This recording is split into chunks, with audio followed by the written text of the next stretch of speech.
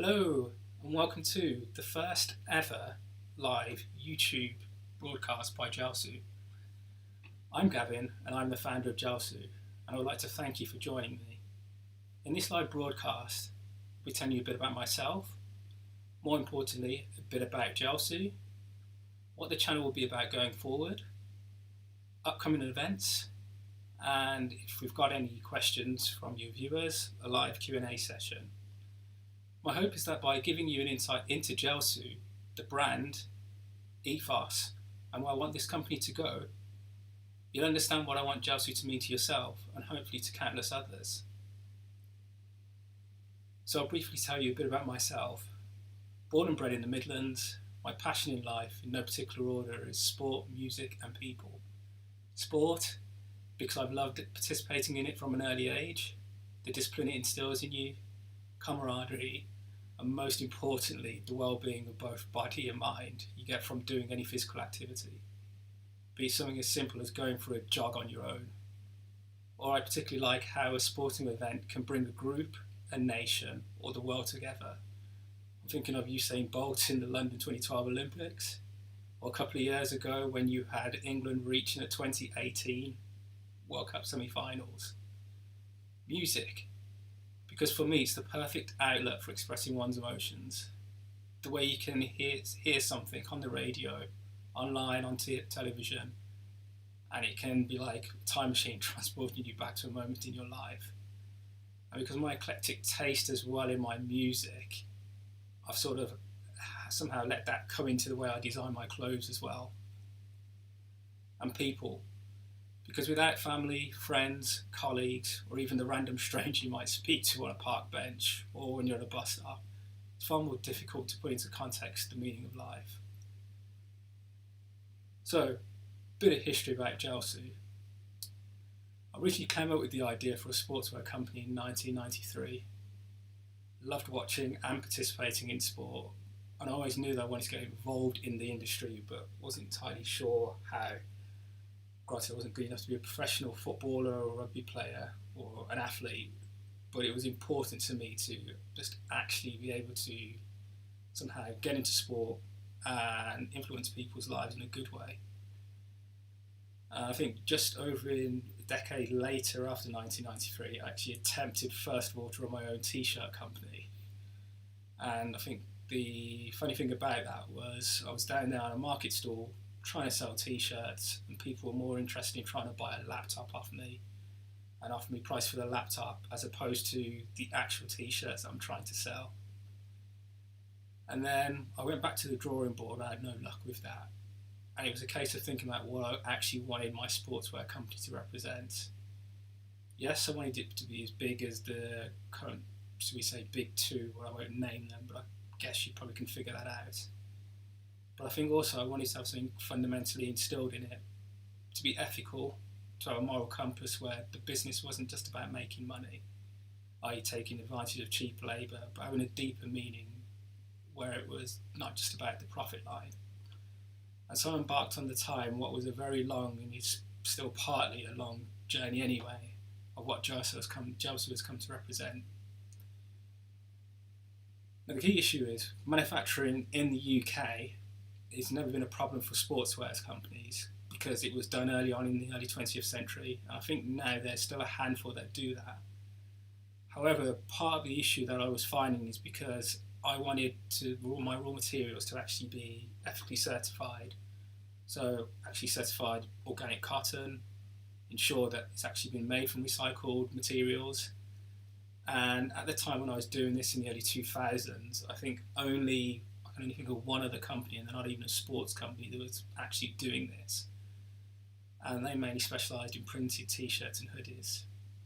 Don't get me wrong, I thought at the time it could have been quite easy just to take the route of designing some sportswear apparel on my computer, sending it over to the Far East, and then having it made, and there you go, selling stuff on my website. But to me, however, I wanted to represent Gelsu to represent something more. I think the key thing, represent what you can achieve through perseverance, patience and ingenuity. And the key for me is to show that Gelsu can be an original, innovative sports apparel that can be made in the UK from ethically and or recycled materials. And that's the key thing about Gelsu. The brand is about more than wanting to make money. For me, it should actually stand for a symbol, what people can actually achieve when they try to work collectively and ethically. Fundamentally, for me, I hope when a person is wearing a Gelsu garment, I want them to feel positive about themselves, have them feel that they can achieve their potential no matter what adversity they may have encountered in their life. To ignore any negativity, and stay focused and positive. And as in sport, as I've found, it's the same for life, that the small gains, no matter how minuscule they may make you feel at the time, eventually add up to something tangible. And I think that's what the key thing is about when I say transcend the sport. That's what it means. So I hope that's just giving you insight into what I want Gelsu to stand for and a bit about myself. Now, in terms of the actual channel content, fundamentally I've realised I'm going to split it down into 4 categories. First and foremost, to give you an update on when products will be launched, providing behind the scenes, looks at the designs and the production line. Granted, I can't give too much away in terms of the designs because some of the stuff I've come up with so far is quite innovative, and quite excited and see the reaction of people once it is finally released in a few months' time. Another part of the channel is to be an extension for Instagram and YouTube and Facebook, Facebook and Instagram. I think being the key thing is that give you more in depth.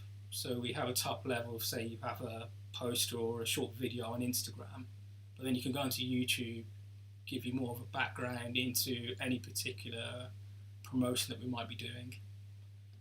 And then there'll be a monthly blog from myself, probably not always live, but just to give you an update of how Gelsu's going along.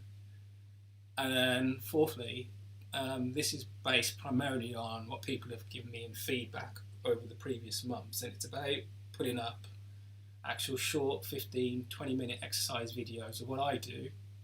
And you don't necessarily have to go to the gym, because I don't, and especially in the COVID era that we're in at the moment, and the new lockdown that's going to be issued from Thursday, in terms of what you can and can't do, just something to keep your mind and body fit, health, well-being, and all it requires is just 15 to 20 minutes of your day.